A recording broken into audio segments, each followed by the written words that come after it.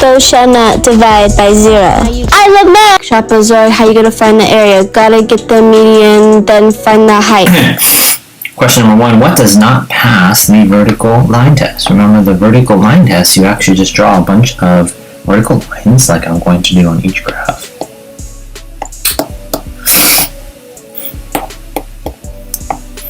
You can just put them at random places. And to review, when you have just one dot on the vertical line test, it passes. But if you're ever in a situation where there's more than one, then it fails. Okay, so those are the two options for the vertical line test, okay? Alright, for example, on this one passes here, because there's only 1 point. But here, it would fail because it's going through 2 points on that vertical line. So which one is not? This one looks like a good choice. Let's look at the other ones. I'm showing kind of green for passing or go. This works. Do you see how my vertical line is intersecting or passing through the graph? That one passes. So if this is a function, because it passes the vertical line test, we're again looking for ones that are not. So it's not going to be this one. Same thing here, passes, passes, passes, then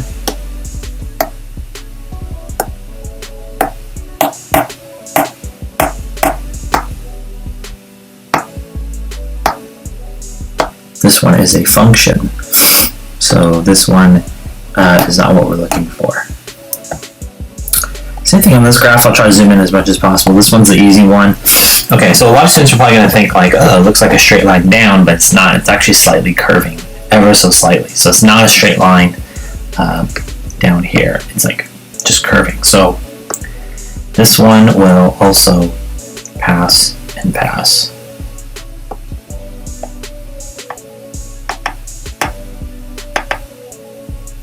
Come to me. There you go. You gotta speak it. So that one is a function, so we're not looking for that one either. So our correct answer for number 1 is A. Alright, number 2. Given this function, given the functions f of x equals x squared minus 8 and g of x equals negative x, negative 5 minus x, determine an equation for the combined functions h of x equals f of g of x. So we talked about going from right to left. And we're going to put the g function, put this in red here, the g function is going to go into the f function. Okay?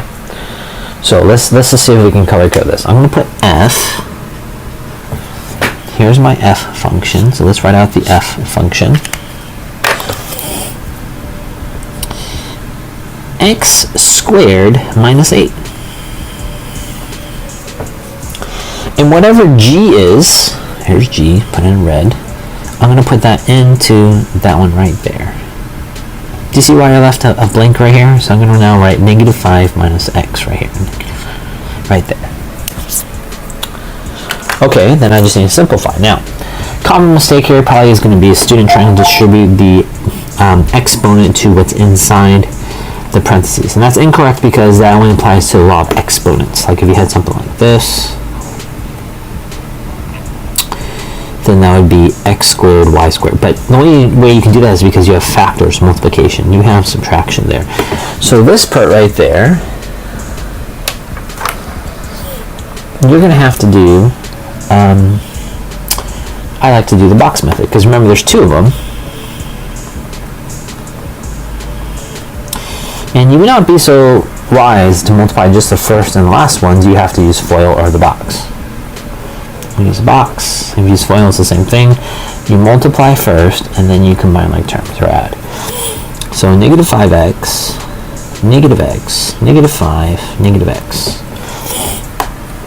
And then I'm just going to go ahead and multiply. So positive 25, 5x, positive 5x, and positive x squared. You can write any order you want, so now I'm going to write them in descending order. 5x plus 5x, because we just multiply, now we're combining like terms, so now we're going to add, so that gives us 10x plus 25. And then here's a common mistake, it's forgetting about that minus 8.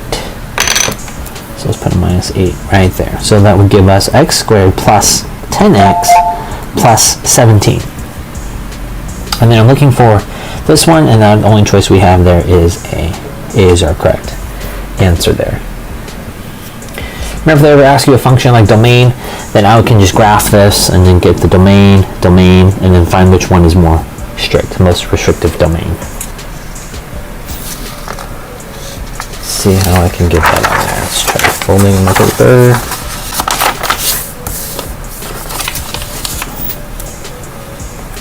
Given the function f of x equals x squared minus 5, determine the value of f of negative 1. F of f negative 1. What does this mean? So, student friendly would be, we normally wrote like two different functions. And so what we're going to do is first we're going to put a negative 1 into the f function, and then whatever our output is become our input for putting into the function again.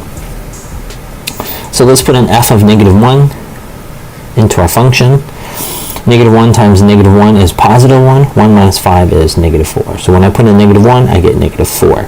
So whatever our output is here in purple, you're going to put it back into the function. I don't think I have my purple marker. Maybe I do. Whatever we got here in purple, right, that's our output, we're going to put back into the function again. So I'm taking the negative 4 and putting it back into this function. Then I get negative 4 squared is 16, and then 16 minus 5 is 11. 11 is your answer. So a little tricky that you basically have to do it twice. I have two functions here, f and g. Given f and g, determine whether each point is an element of f of g or g of f. Select a or b for each. Okay, so the first thing it's saying is that my x value is 3. And then the first thing I'm going to do is this one is g of 3. G of 3 is 7. And then I'm going to put that into f. So f of 7 is 4. And this does not say 4, so I'm not going to choose A. Let's try B.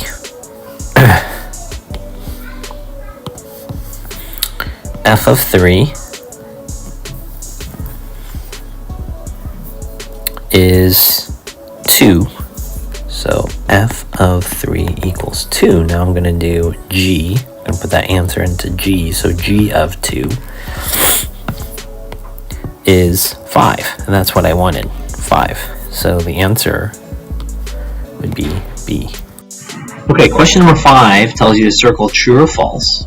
It tells me f of g of negative 3 equals negative 9. Notice you have f and g, so I don't need h. Remember, we always start on the inside, and then you're going to go right to left.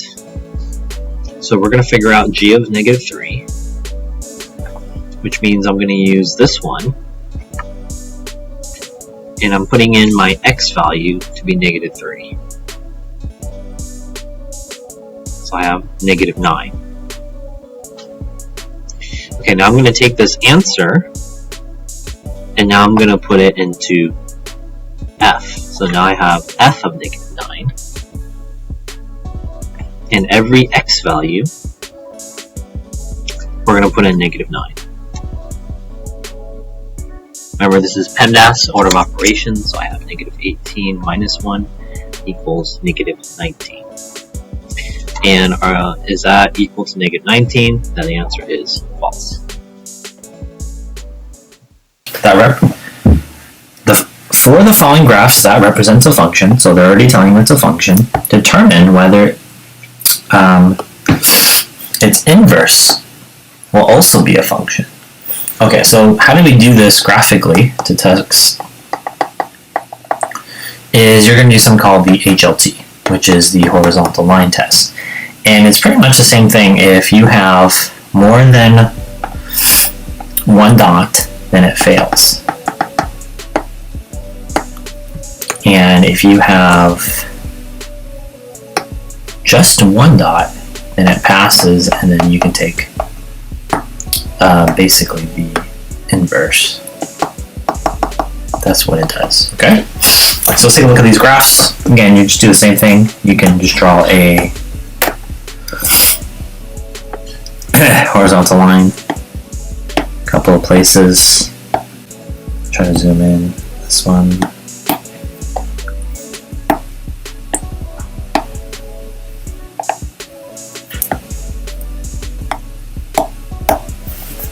Alright, so those were super faint, but I think you get the idea.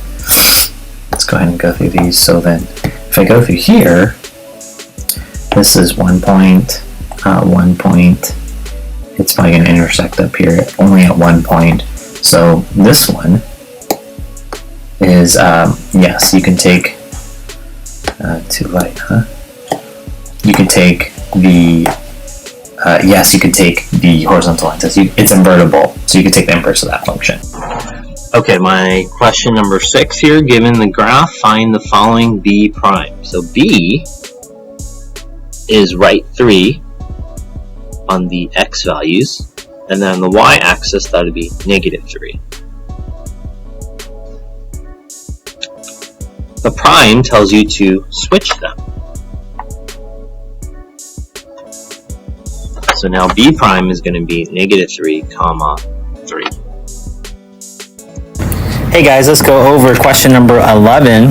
This one tells us to subtract. When you subtract, you should do something like this. So take the f, we're going to put it here, 3x plus 4. And then the yellow we'll use for g of x. X cubed plus 4x. Now I need to distribute this negative sign. It's like a negative 1. And all it's going to do is just change the math operation. So from a positive to a negative, and this one will become a negative. I don't need the parentheses, so I can just drop it. And then we can just combine like terms and put it in descending order. Negative x cubed minus 1x plus 4. And that's your answer for number 11. Alright, number 10 tells me to take g and put it in the numerator. So let's go ahead and do that.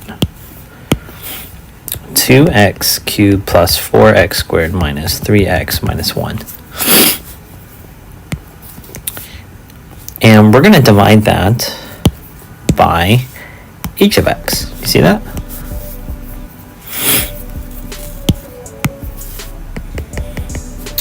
Well, we already know and have seen this symbol before. What is this symbol? This is division. So let's go ahead and just use synthetic division. Other way around, Mr. Eng. And I'm going to take the coefficients. 2, 4, negative 3, negative 1. 2, 4, negative 3, negative 1. This is going to become x plus 3 equals 0. X equals negative 3.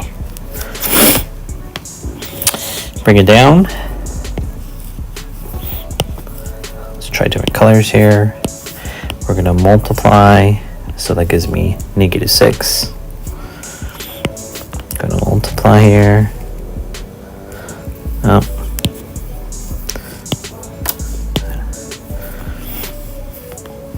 Negative 3 times negative 6. What am I doing? Let's So we're going to add down. So I get -2, and then I'm going to multiply. This would give me 6. Then add down, so that gives me 3. That'll give us -9.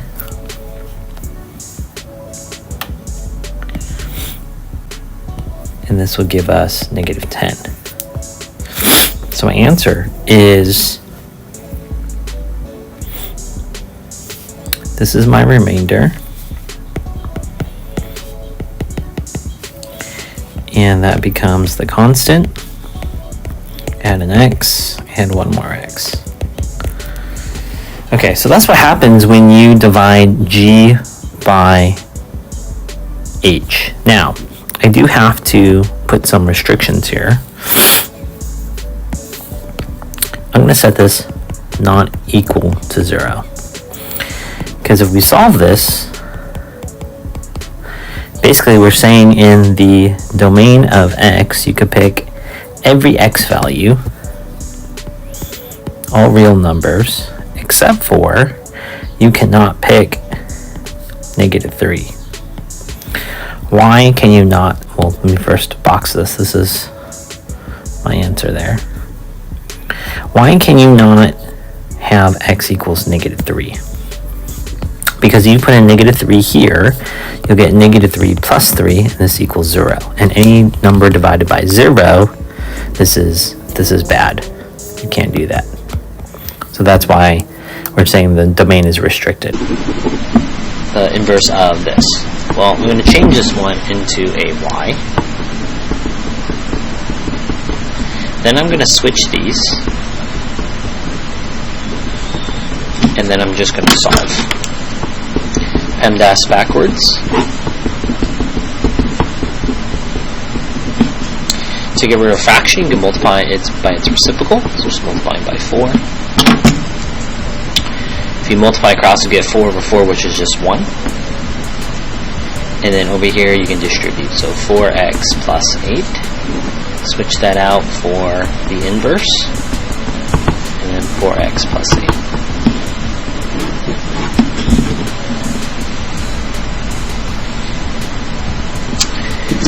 And the last one. Determine if these are inverses. In order to do that, you're going to put g into f and see if you get x, and then put f into g and see if you get x. Alright, what is g? G is 1/2 x plus 6. There's my substitution, right? Now, this says this is your input into function f. This is f, and here is my input. I'm putting it right there, okay? That's what it represents. 1/2 x plus 6, the whole thing. You have a 2 in front, and you have a -12.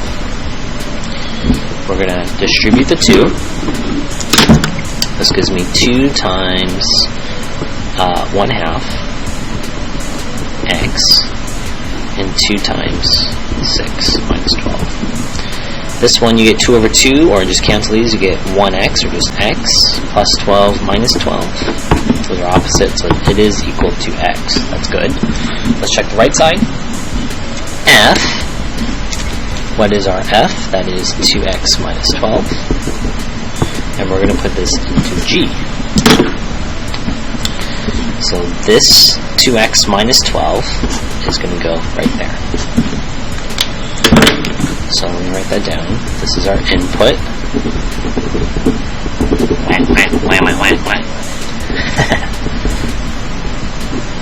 Okay, there's the 1/2. 1/2 times that plus 6. So again, I'm going to distribute. And then 1/2 times -12. It's multiplication there. So 1/2 times 2 is just going to be 1. Multiply across, it's 2 over 2. Remember, this is multiplication, so you multiply across, you're going to get -12 over 2. and negative 12 over 2 is 6. So those cancel, and it is equal to x. So yes, inverses.